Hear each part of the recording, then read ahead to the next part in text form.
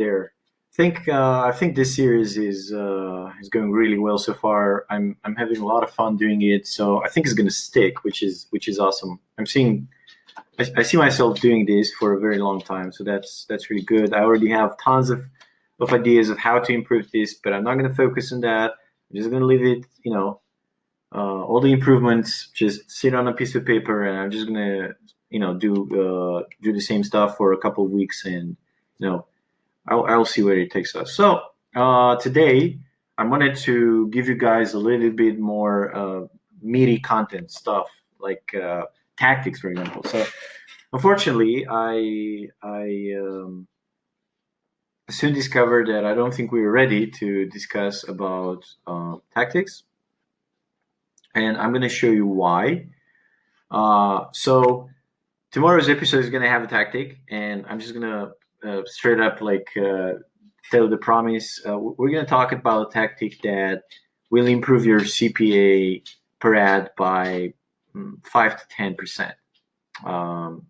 And that's pretty guaranteed, right? And it's something that you've never seen before. I haven't seen anyone talk about this before. And I've only seen a couple of advertisers implementing this. And they've just, like, whoever implemented that was not implementing that because they've kind of truly understood what was going on, but they were implementing that because it was the solution to something really annoying, right? So I'm just teasing it out for tomorrow. But today I want to discuss a very interesting problem of why would a tactic not improve your CPA. So I have a tactic for you that improves your CPA by 5%. So you have a CPA, let's say your current CPA. And I'm going to go ahead and I'm going to say that your current CPA is $50 because it's a very simple example. So what I'm claiming is that I have a tactic. So my tactic, okay, my tactic plus your CPA, and that's going to result in something like 45 CPA. So it's going to reduce it by $5. Okay, and imagine you can apply this to every single ad in your account. It's applicable to every single newsfeed ad that there is. I mean, this is absolutely ridiculous. This tip is worth thousands of dollars to a person that advertises and spends a couple of tens of thousands per month, right? It's ridiculous. And yet, imagine that I cannot, it's not that I want to sell you this tactic or something. It's just like, I'm not going to give you this tactic today because you won't be able to implement it, even though the tactic works, even though the tactic is going to give you from $2 to $5 CPA reduction or 5 to 10%. You won't be able to reap its benefits today, unless I'm going to discuss about a very unknown idea. So the idea is that I'm going to start from this idea of CPA, right? CPA, I mean, it has different definitions, right? I mean, what it means. There are different, it might mean cost per acquisition, or it might mean cost per action. It really depends, whatever. We all know what it means. Like, it means cost per getting what you want, right? That's the cost per getting what you want. That's why I usually use this idea of cost per action, and the action is kind of like what you want. So the problem, I see that people, they think they know their CPA, and they think the CPA is a, so what it is, so it's a dollar figure, right? I mean, it's something dollars, and that is not what the CPA actually is. So if I ask someone, hey, what's your CPA? And your answer is, my CPA is $30. I know that you don't actually understand how the CPA works. The CPA is not a static figure, and I don't want by that to mean that the CPA changes from day to day. the way to look at the CPA is not enough to just look at its dollar figure. We need to add at least 2 more variables. That's going to add a lot more context that's going to make that dollar figure actually mean anything. Because if I ask you, hey, what's your CPA, and you're telling me my CPA is $50, I don't have enough context to do anything with that information. So there's 2 more variables. First of all, it's volume, the most important one. Hey, what is the volume? So instead of telling me my CPA is $50, what I need from you is to tell me my CPA is $50 for 100 purchases. So I've acquired 100 purchases and I've paid $50 on average for one. Okay, already this is much better, much better, right? Because what do you see is you see people and they say, hey, my CPA is $3, and then you find out, or $30, whatever. You find out then that they only had four purchases or 5 purchases. I mean, what the fuck is that, right? That's completely useless. So there's one more besides volume, and again, extremely important. It's called time. Okay, time is very important in this matter, because now what you want to hear is my CPA is a dollar figure, or actually you want to use the past tense. So my CPA was $50 for 100 orders over 7 days. Let's use it like this, right? This is what you want to hear. So my CPA was a dollar figure for a number of actions or conversions, orders, whatever, over a number of days. Okay, and I like to use 7 days. It's a very good. It's like a week. You go through the whole week cycle. You go through weekdays. You have weekends as well. It's the best. I think we should stick with 1 week as a good unit here. And the dollar figure, it's the dollar figure get volume, right? So now you might question, what is a good volume? Because I want to introduce you to a new concept, but I'm going to talk about this concept a little bit more, a lot more in detail in a future episode. The problem with almost all the accounts is that they don't know their baselines. And why? The reason that I don't teach you today my tactic that is going to reduce from 5 to 10% is because you cannot reduce by 10 to 5% something that you don't know, right? You don't actually know that your CPA is $50. That is the problem. First of all, $50 doesn't mean anything unless you know the number of the volume and the time. And the problem then is that it's probably not enough, right? Your volume is not enough. So what is the volume over which you can actually say that your dollar figure means something? And I think we should have at least 100, right? So I think if you have 100 conversions over 7 days, I think we can start talking, okay? Below that, I wouldn't say that your dollar figure means anything. So that is like literally the minimum baseline that you should talk about, right? If you don't have 100 conversion over 7 days, it doesn't mean anything. I don't care what your dollar figure is. It doesn't mean anything.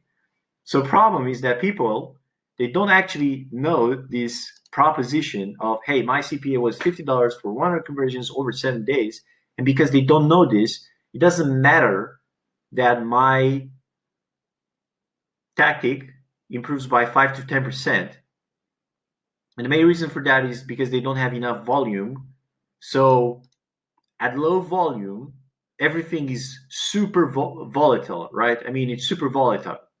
So that 5% wouldn't change anything because it's getting lost in that whole volatility of very low volume. It's really crazy. People think that at high scale, the volatility increases. Actually, at higher scale, when you're spending 30,000 per day, the volatility gets a lot more manageable. And it's because, for example, you might have more assets, so you can have 30 assets.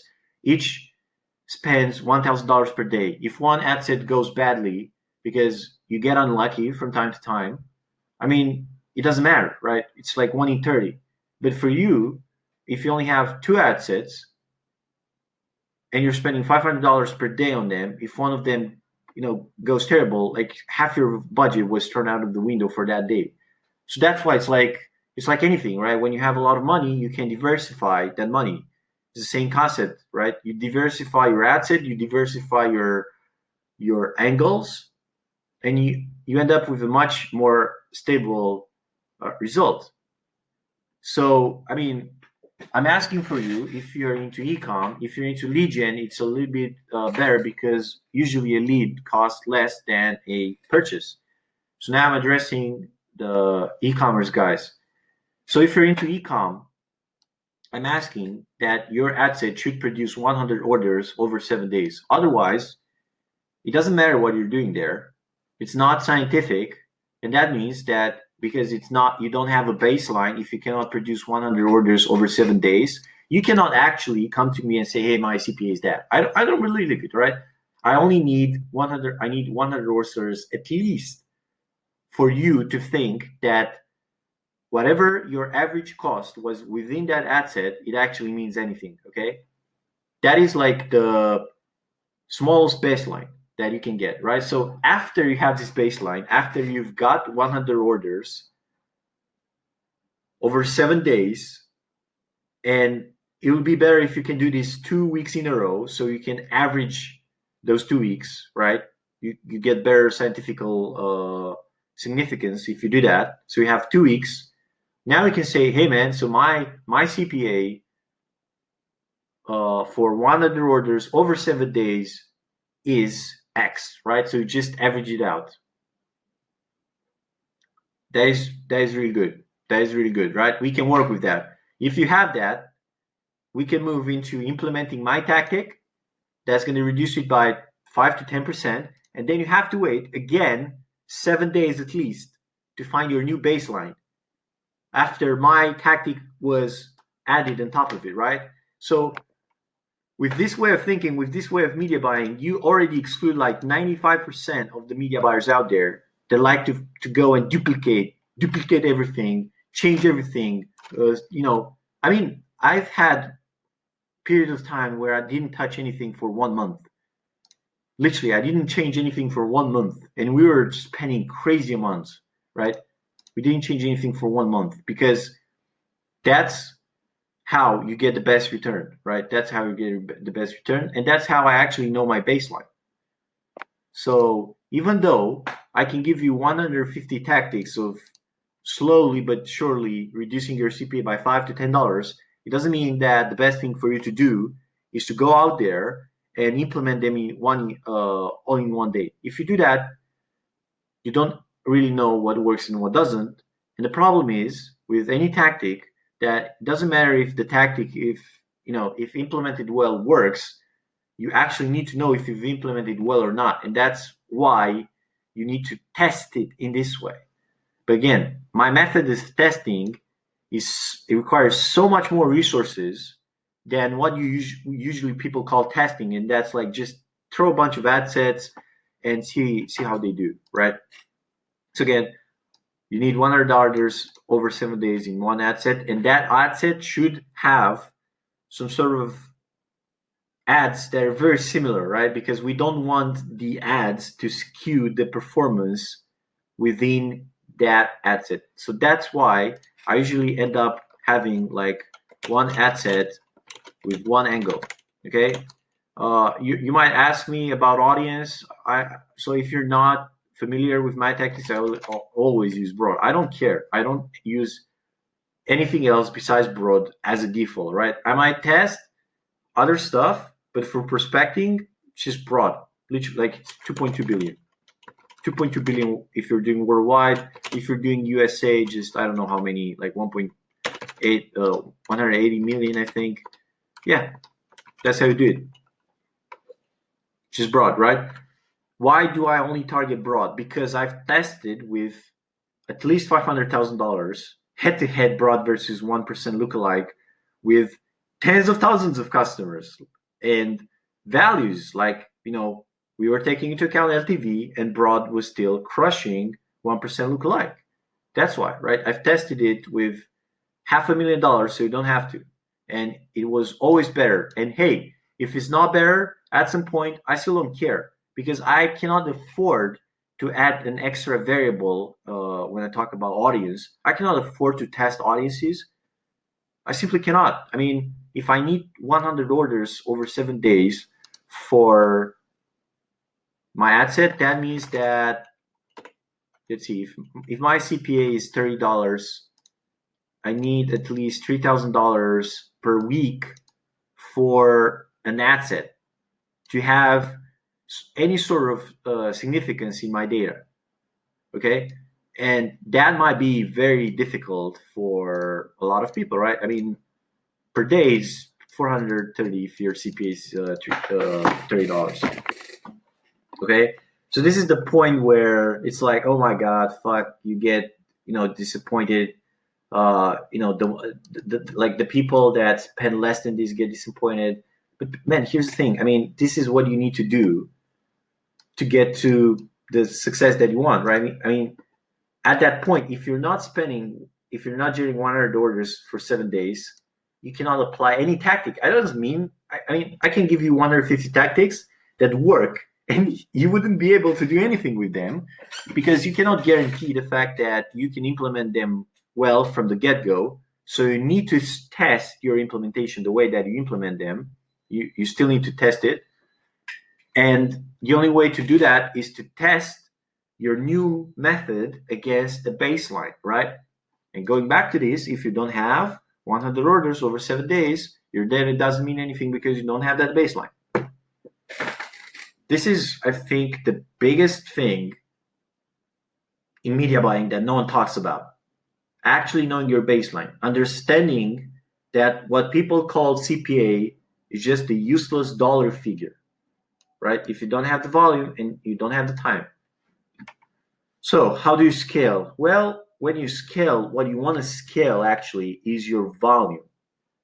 So when I want to go and I want to move from 100 orders, I move to 200 orders. Again, I don't change anything for weeks and weeks and weeks, right? So if you look back at how the Conqueror scaled, I was at some point, like 5 weeks in a row, I didn't really change anything because I wanted to see what happened. I wanted to see what happened, right? So the growth, we didn't explode it from the get-go, because that's not how I scale. And I had clients in the past that asked me to aggressively scale the account, and I said, fuck you. Like we literally, even though the performance that I was getting was like two times better than what they had before, I just decided that I don't want to work with them anymore, because they didn't actually valued the tactic that was working inside their account. They wanted me to add some black magic. They literally thought that account was it didn't really matter what you're doing. You can spend YOLO amounts and it works. So it doesn't. You have to gradually scale it. You have to learn, as we talked yesterday with the ad account. You have to know your variables. You have to start looking at them every single day, and that's how you'll get a lot of intuition over what works and what doesn't, right? And this, you need the weeks, because you need data significance, especially when you're spending little budgets. So again, I'm telling you, the life quality at high spend is so much better. I have so little stress when I'm spending like 20K a day compared to 1K a day. It's ridiculous, right? Because when you're spending 1K a day, you literally have days where nothing works and you're like, oh my God, I've lost, X amount of money.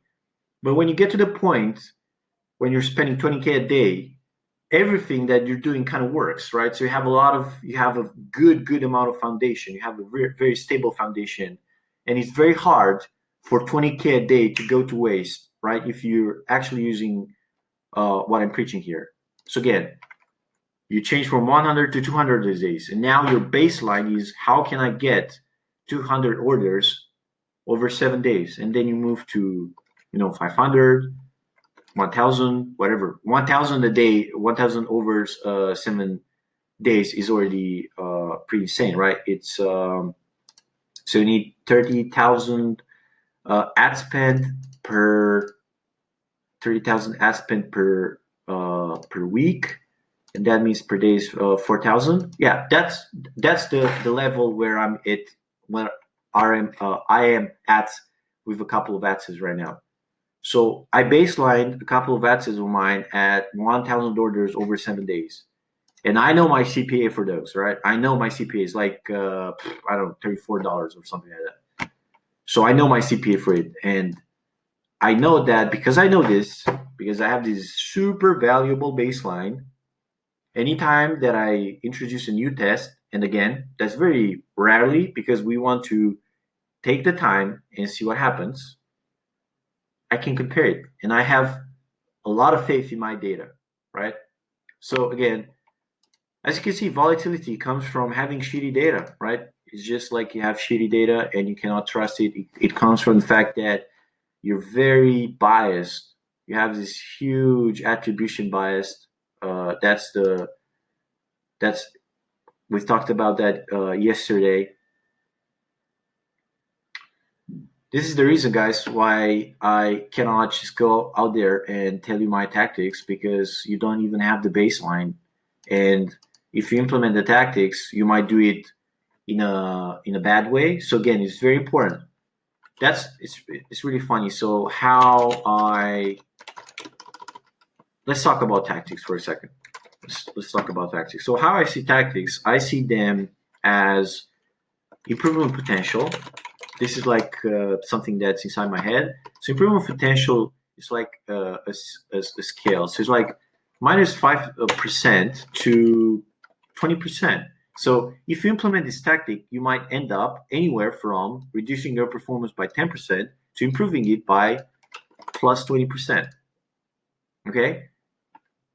What matters in where you actually end up as a percentage is how well you execute that tactic. What people want to think is that you do a certain tactic and there's no two ways of doing a tactic. It's like, okay, you do it and I need to get results, right? That's what gurus want you to think. It's like, because that would solve what we've talked about in the first episode, and it will solve the context. But no, the context is there. The context of your experience, the ad account, the product, everything, it what makes this dynamic, between minus 10% and 20%. So of course, how well you execute it matters a lot. It's very, very important. How well, right? That's how well. Of course it matters. Of course, like Michael Jordan is better than some other random basketball player. And of course, a marketer can execute a tactic better than another. And again, it's important for you to execute tactics well. And the only way where you can know how well a tactic was executed is by looking at your new results compared to your baseline. To do that, you need your baseline. So the first thing that I do in any account is to find a baseline. I don't care about profit. I don't care about scaling. I don't care about ROAS. I don't care about anything. I just want to set my baselines. And if I do that, right, and I'm spending 20, 30K a day, and you're spending less than me, and you want profit from the get-go, and that's what you're thinking about, I mean, holy shit, man, you're just on the wrong path here. You're on the wrong path. Because it's like the first step is to find your baseline. Why? Because if you have a baseline, now you have access to those 150 marketing tactics that you can find through a Google search that you think right now they don't work. And they don't work for you because you don't execute them well enough. And because even when you do, the performance of your account is so volatile due to how few orders you're generating. And this is like for an asset. Imagine that you're probably splitting because you've bought the latest Kevin David's course. You're already splitting that in 300 asset, right? So it's like you're shooting yourself in the foot with a shotgun while already completely messing how you should do it, right? Yeah. So very important, very important. CPA. Okay. Today we talked about baselines. The most important thing are baselines. The most important thing is knowing your baselines. This should be your number one priority when starting with an account. Very, very simple. This is my number one priority. Should be your number one priority as well. And once you have it, here's the thing. I prefer an account that knows their baseline and it is minus 20% unprofitable, so it loses money. So for me, a baseline CPA that's unprofitable, let's say that has minus $5 profit, so it loses money, is better than a I don't know, YOLO CPA. That's how I call the CPA that people usually talk about, and it's just this dollar figure that profits plus, I don't know, plus $3, let's say. And that's because I have 100% confidence that I can take this minus 5%, minus $5 and make it profitable because I have access to all those tactics that work, right? So they work. And I have so many more tactics than I could ever implement inside an account. And the limit is, first of all, your volume. Again, if you have more volume, I can test more things at the same time. And then there's, again, a time limit because to have a baseline, you have to have the time as well. Because, weekends can really differ compared to weekdays. So then it will really skew data if that's what happens inside your account. All right, guys, this is really good progress for today. Really good progress. Please start by getting your baseline.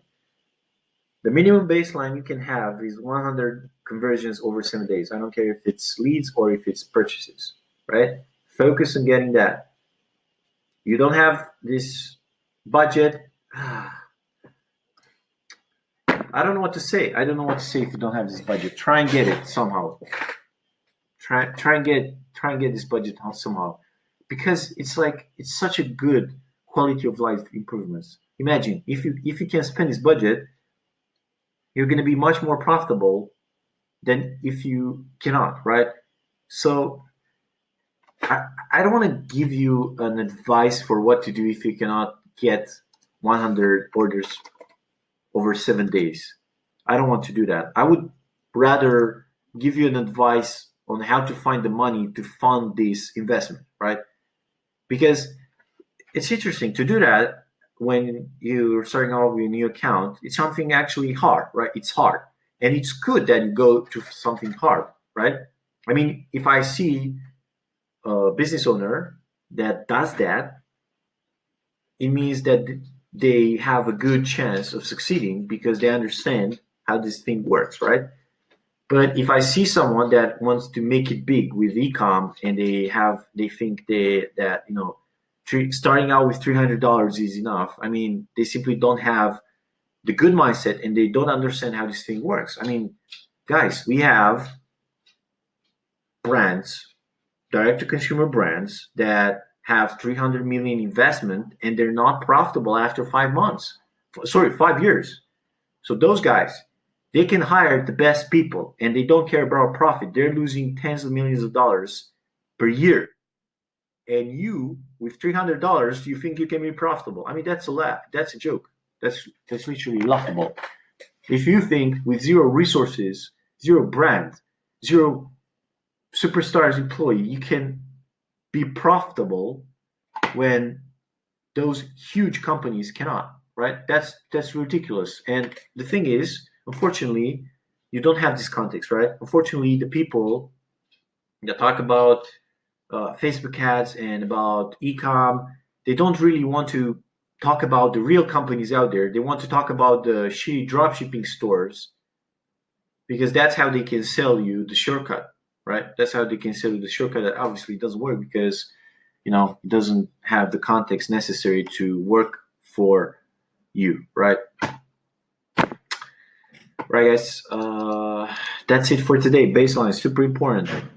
Watch this a couple of times because it's one of the most game breaking things. I'm going to refer to this episode so many times, and we probably end up shooting this again and again and again to the point where I can make this information be super digestible and very clear. See you tomorrow.